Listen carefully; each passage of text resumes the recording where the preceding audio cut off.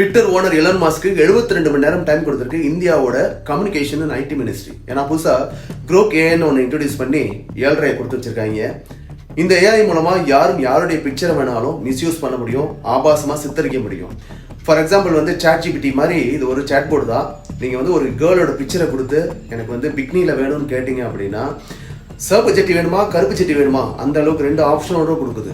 அதான் இது ரொம்ப மோசமான ஒரு விஷயம் அப்படின்னா எந்த கட்டுப்பாடும் கிடையாது. இந்த க்ரோக் ஏஐனால இப்போ உலக அளவில் மொத்தம் 3 நாடுகள் பாதிக்கப்பட்டிருக்கு. 3 நாட்டோடைய மைனர் சிறுமிகளோட ஆபாச படங்களை சித்தரித்து இணையத்தில் வெளியிட்டிருக்காங்க. ஷாக் ஆகாதீங்க, அதில் ஒன்று மலேசியா, இந்தியா, மலேசியா, பிரான்ஸ், இந்த 3 நாட்டை சேர்ந்த சிறுமிகளோட ஆபாச படங்கள். அதுதான் ரொம்ப கவலை அளிக்கக்கூடிய விஷயம். அதனால இந்தியா அந்த தன்னோட ஸ்டாண்ட் எடுத்திருக்கு. எலன் மாஸ்க்கு ரொம்ப ஸ்ட்ரிக்டாகவே கடிதம் எழுதியிருக்கு. அடுத்த 72 மணி நேரத்துக்குள்ள எலன் மாஸ்க் இதுக்கான முழு அறிக்கையை சமர்ப்பிக்கணும். அதே நேரத்தில் இன்டர்நெட்டில் இருக்கிற அந்த கண்டென்ட்டை ரிமூவ் பண்ணணும் அப்படின்னு இந்தியா வந்து வார்ன் பண்ணியிருக்கு.